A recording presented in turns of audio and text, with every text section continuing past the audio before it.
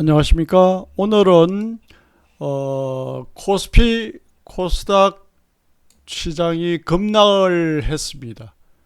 그래서 존경하고 사랑하는 우리 제자 여러분들도 질문하는 분이 계시고 해서 오늘은 코스피 코스닥 급락 투자자 충격에 대해서 제가 분석을 해 보겠습니다. 미국 나스닥 선물도 보고요. 우리나라 코스피 차트와 코스닥 차트를 보고 또 우리나라가 어떤 포텐셜이 있는지 거기에 대해서도 한번 살펴보고 여러분들이 이 시장을 어떤 관점에서 바라보는 게 더 좋겠다라는 말씀을 한번 드려보고자 합니다. 자, 우리나라 코스피 코스닥 시장이 오늘 많이 빠졌는데요. 먼저 코스피 시장을 한번 보겠습니다. 자, 형님 먼저 보자고요. 코스피 형님. 코스닥은 아우잖아요. 자, 코스피가 이제 이러한 궤적을 그렸습니다. 자, 먼저 우리가 차트를 볼 때는 제일 먼저 무엇을 봐야 하냐 하면은 저점이 이렇게 높아지는지 낮아지는지를 먼저 한번 체크를 해 봐야 돼요. 이렇게 저점이 이렇게 높아지고 있구나. 우리가 가격이 이렇게 오르면은 저점이 이렇게 높아지잖아요. 그죠? 반대로 가격이 이렇게 떨어지면은 어떻다? 고점이 낮아집니다. 자, 이거는 변치 않는 진리입니다. 변치 않는 진리. 자, 부동산 시장에도 마찬가지고 주식 시장에도 마찬가지로 변치 않는 진리입니다. 지금 우리나라 부동산이 거시적으로 보면 이렇게 좀 떨어지고 있잖아요. 왜 그러냐? 60대 70대 인구가 60대 70대 인구가 20대보다 더 많습니다. 그럼 어때요? 이분들은 60대 70대는 앞으로 돌아가실 분들이잖아요.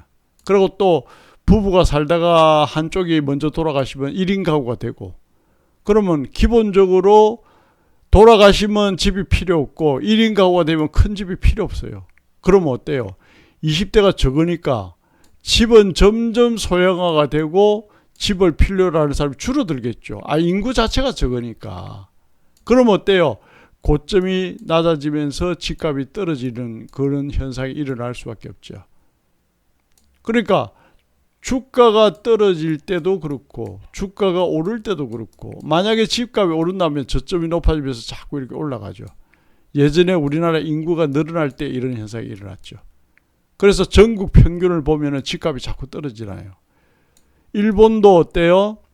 우리나라보다 훨씬 먼저 그런 현상이 일어나가지고 지금은 빈집이 굉장히 많다 그러잖아요. 예. 그래서 항상 우리가 저점이 높아지느냐 고점이 낮아지느냐를 보면은 추이를 알 수가 있다. 그럼 우리나라 코스피는 어때요? 지금 저점이 이렇게 여러분 보시다시피 높아지고 있잖아요. 그러면 이게 팩트잖아요. 보이는 대로 해석을 하는 게 맞습니다, 여러분. 소설을 쓸 필요도 없고요. 시나리오를 쓸 필요도 없습니다. 보이는 대로 해석하는 게 맞고요. 자, 그러면은 이 올란 게 그냥 올랐나 이거죠? 예? 아니죠. 미국이 중국을 견제함으로써 어떻다? 중국이 잘하는 조선 우리가 먹죠. 중국이 잘하는 반도체 지금 우리가 먹죠. 또 미국 이란 전쟁, 러시아 우크라이나 전쟁 덕분에 방산 우리가 먹죠. 그죠? 그러면 조선 반도체 방산, 반도체가 어떻다? AI가 잘 나가다 보니까 어떻다? 전선 전기 쪽도 지금 우리가 상당히 입지를 넓히면서 시장을 먹었잖아요. 그죠? 그 다음에 전기가 필요하다 보니까 또 뭐야? 원전. 이렇게 되잖아요. 그죠? 그러면 이러한 반도체, AI, 조선, 방산, 원전 이와 관련된 예를 들어서 종목들이 그 산업군들이 실적이 좋아지니까 이렇게 올라간 거예요. 그럼 이거는 어떻다? 펀더멘탈이 된다 안 된다? 펀더멘탈이 되는 거예요. 앞으로 어떻게 되느냐? 앞으로 어떻게 되느냐? 아무도 모르죠. 트럼프 대통령도 모르고 푸틴 대통령도 모르고 시진핑 대통령도 모르고 여러분도 모르고 저도 모릅니다. 앞으로는. 그러면 뭔데? 현재 상황을 가지고 앞으로 예측을 할 뿐이에요. 어느 누구도 마찬가지입니다. 그거는 워렌 버핏도 마찬가지고 예측을 할 뿐이에요. 예측. 내일 당장 무슨 일을 할지, 모레 당장 무슨 일을 할지, 월요일 당장 무슨 일을 할지 여러분 확실하게 100% 맞춘 사람이 있습니까? 그건 없습니다. 그걸 맞춘다라고 하면은 두 중에 하나죠. 뭐다? 그걸 맞춘다라고 하면 두 중에 하나죠. 뭐다? 사기꾼이거나 거짓말쟁이죠. 맞출 수 있는 사람 없어요. 그러나 이러한 현상 때문에 기업의 실적이 좋아져서 저점이 높아졌다. 이거는 팩트잖아요. 그러면은 우리는 고점이 낮아질 때는 떨어지는다라고 보는 게 맞고요. 왜냐하면 이거는 이제 추세라는 게 흘러가니까. 저점이 높아질 때는 올라간다라고 보는 게 맞습니다. 언제까지? 고점이 낮아지는 모양이 나올 때까지. 이렇게 되는 거지. 그러면은 일단 올라가는 모양이 맞네. 그러면 좋다.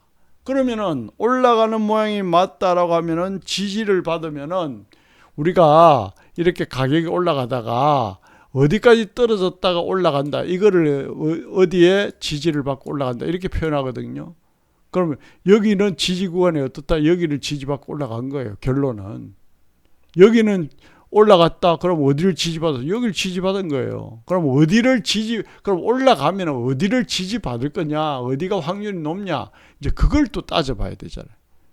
그러면 어때요? 기술적 분석할 때 오르고 내리고 오르고 얘가 이 고점에서 지지를 받는 게 정상적인 흐름입니다. 또 오르고 또 이 고점에서 지지를 받고 또 오르고 또 이 고점에 지지받고 그럼 어때요? 저점이 이렇게 높아지잖아요.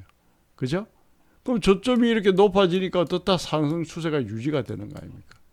그럼 얘는 어디서 지지를 받아? 일감으로 1차 지지 구간이 어디다? 여기가 1차 지지 구간 전고점. 약간 떨어질 폭이 있죠. 아직. 그죠? 여기가 지지 구간이에요. 1차 지지 구간. 2차는 어딘데? 여기입니다.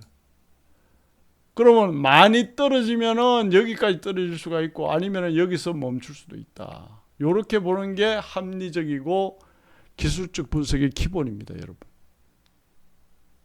그래서 이 그림에서 대입해 보면은 여기서 이 이전 고점 여기를 어떻다 지지받고 이렇게 올라가는 게 맞고 아니면은 요 이전 저점 여기까지 떨어지면은 좀 많이 떨어지는 거고 뭐 이런 거죠.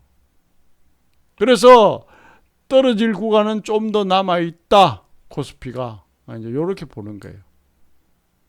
일단 그러나 떨어질 폭은 그렇게 크지 않다. 여러분들이 이제 그림을 보시다시피 자 이렇게 판단하는 게 합리적인 분석이고요. 그 다음에 코스닥 시장을 한번 보겠습니다.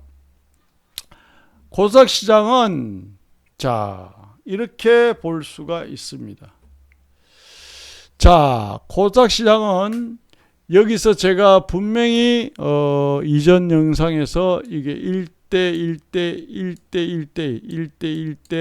이렇게 폭이 비슷하면은 반등이 좀 들어온다 했는데 양봉을 하나 주고 딱 밀어버렸어요. 안타깝게도. 이 양봉 하나 정도 더 주고 밀어도 누가 뭐라 할 사람 없는데 그쵸? 이 정도 주고 떨어질 수도 있었어요, 사실은. 근데 바로 밀어버렸어요. 그럼 얘는 어디가 지지 구간이냐? 이전 고점. 제가 그랬잖아요. 자, 보세요. 여기에 저점, 여기에 저점, 여기에 저점이 자꾸 높아졌잖아요. 그죠? 그럼 어때요?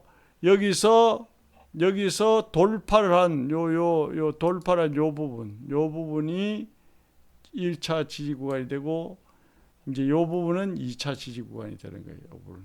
요 선은 2차 지지 구간이 되고, 이건 1차 지지 구간. 여기가 되는 거예요. 여기가. 지금 이 그림의 이 직선을 약간 아래로 처질거리는데, 이렇게 그리기 맞게, 아니, 자꾸 처지네요. 이렇게 이런 게 끊는 게, 왜 이래 처지죠? 디테일하게 안 꺼지는구나, 이게. 예. 디테일하게 안 꺼지네요. 하여튼. 그래서 요 폭이 약간 남아 있습니다. 거래소처럼. 묘하게도. 그죠? 예. 그래서 이 전체 그림을 보면 어때요? 오르고, 조정받고, 오르고, 조정받고, 이런 그림이에요. 그죠? 예. 그러면 저점이 여기가 높고, 여기가 높고, 여기가 이제, 일정하게 전저점까지 내려오는 그런 그림이 되는 거예요. 그래서 코스닥 시장과 코스피 시장은 흐름이 그렇다. 그 다음에 또 중요한 거는 우리가 주지표를 지금 분석을 해야 되죠. 주지표는 뭡니까? 캔들, 거래량, 이동평균선입니다. 지금 캔들의 흐름을 봤고, 그 다음에 지지와 저항대를 분석했고, 이동평균선을 보면은 240 이동평균선이 이렇게 올라오고 있죠. 그럼 캔들이 내려오면 만나겠죠. 그럼 여기도 지지 구간이 될 수가 있고, 그 다음에 거래량을 봐야 되죠. 캔들 거래량 이동평균. 거래량이 어때요? 떨어질 때에 거래가 폭발적으로 늘면 안 좋은데, 떨어질 때는 거래가 이렇게 다행히 좀 줄잖아요. 여기도 보세요. 떨어질 때에 거래가 주니까 올라갈 때에 거래가 늘면서 올라가잖아요. 여기도 올라갈 때에 거래가 늘었고, 떨어질 때에 거래가 줄었고, 또 올라갈 때에 거래가 이렇게 늘었잖아요. 그러니까 떨어질 때 거래가 준 거는 그나마 우리 시장이 올라갈 수 있는 여지가 있다라고 보는 거예요. 뭘로 볼 때? 거래량을 볼 때. 뭘로 볼 때? 기술적 분석으로 볼 때. 이렇게 되는 거지. 그래서 이걸 우리가 분석을 이렇게 그렇구나 안다라고 하면은 코스닥 종목 중에 많이 떨어진 것들, 많이 떨어졌는데도 뭐 실적도 좋아, 포텐셜이 있어, 앞으로 전망이 있어, 이런 것들을 안 파는 게 맞겠죠. 그죠? 자, 그렇게 보고요. 이미 늦었다. 그렇게 보고요. 그 다음에 코스피 시장의 거래량도 한번 볼게요. 자, 보세요. 제가 방금 거래량, 캔들 거래량 이동평균선, 캔들 이동평균선은 얘는 어떻다? 22평선이 지지구간이 될 수 있고, 전고점, 딱 21평선 만나죠. 그럼 여기가 지지구간이 될 수 있고, 아직 폭이 좀 남아있죠. 떨어질 폭이. 그 다음에 오를 때에 거래가 늘고, 떨어질 때에 거래가 줄었잖아요. 그러면 이거는 어떻다? 좋은 거다. 만약에 떨어질 때 거래가 이렇게 팍팍 늘면 이건 안 좋은 거예요. 여러분. 아시겠죠? 자, 그래서 제가 지지를 어디서 봤는지, 차트 모양은 어떤지, 앞으로 상승 추세는 완전히 깨진 게 아니고 유효한지, 그게 대해서 오늘 자세하게 설명해 드렸고요. 또 미국 시장을 또 한번 보요. 미국 나스닥 선물을 또 한번 보잔 말이죠. 그래서 그런 걸 안다라고 하면은, 그런 분석을 할 수 있는 능력, 그런 것을 이해한다라고 하면은 오늘 코스피 시장이 마이너스 5.54%로 빠졌지만은 너무 실망할 것은 아니다라는 말씀 드리고, 코스닥 역시 어떻다? 오늘 마이너스 4.50% 빠졌는데 너무 실망할 것이 아니다. 왜 코스닥이 적게 빠지느냐? 형님들이 올라갈 때, 코스피가 올라갈 때 코스닥은 못 올라갔잖아요. 그래서 빠지는 걸 적게 빠지는 거예요, 지금. 그래서 그런 흐름을 보였다. 이렇게 이해하시면 되고, 그 다음에 나스닥 선물도 한번 보자고요. 보나마나 나스닥 선물 빠지죠. 왜 그러냐? 나스닥 선물은 미국제 10년물, 벤치마크에 관한 미국제 10년물이 어떻다? 미국제 10년물이 떨어지고 있잖아요. 미국제 10년물 떨어진단 말은 미국 사람들이, 미국채를 거래하는 사람들이 판다는 얘기야. 판다는 얘기는 이자율을 많이 준다. 수익률이 좋다 이 말이야. 그럼 국채가, 미국채가 안전자산인데 안전자산의 수익률이, 이자를 많이 준다. 수익률이 높으니까 어떻다? 주식시장에서 국채로 금리 많이 주는 미국 시장에서 나스닥 100에서 국채로 돈이 빨려 들어가는 거예요. 그래서 지금 이게 빠지는 겁니다. 장대 연봉이 나오고 있죠. 자, 그래서 미국 시장도 좀 안 좋다. 그 다음에 달러 인덱스가 조금 올라가니까 호주 달러는 반대로 떨어지고 있다. 그 다음에 아직도 전쟁 중이니까 유가는 왔다 갔다 서부 텍사스 주유 크루드 오일은 91달러 90센트 91달러 90센트에서 왔다 갔다 하고 있다. 자, 그 다음에 골드는 역시 어떻다?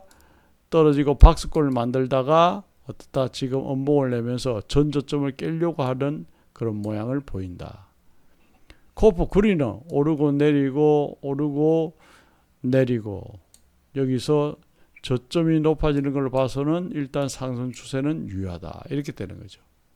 자, 그래서 이 종목들을 일봉을 보면 이렇게 움직이는데 분봉을 한번 보면은, 이제 이렇게 움직이고 있어요, 여러분. 분봉을 보면 이렇게 움직이고 있습니다. 자, 분봉을 또 한번 볼게요. 이렇게 움직이고 있습니다. 자, 그럼 어때요? 이런 거는 매도 들어가는 게 좋고요. 얘도 어떻다? 나스닥도 매도, 손절 잡고 매도 들어가는 게 좋고요. 크루드 오일은 뭐 이건 워낙 트럼프 말 한마디 이란의 대응에 따라 바뀌니까 항상 긴장을 해야 돼. 이거는 장을 지켜보지 않으면 이걸 매매할 수가 없어요. 그죠? 그럼 이건 어떻다? 고점이 낮아지네. 낮아지면 매도 이렇게 들어가는 게 맞고요. 그 다음에 미국채 10년물도 당연히 매도가 맞겠죠. 그죠? 미국채 10년물도 분차트를 보면은 당연히 이제 매도가 맞겠죠. 지금은 이격이 넘어서 못 따라가죠. 이격을 좁히고 떨어질 때는 매도 포지션이 맞고요. 그 다음에 또 이거 1분 차트를 보면은 역시 골드도 어떻다? 떨어지니까 자, 매도, 손절 잡고 매도 이렇게 보는 게 맞고, 코프 구리 역시 어떻다?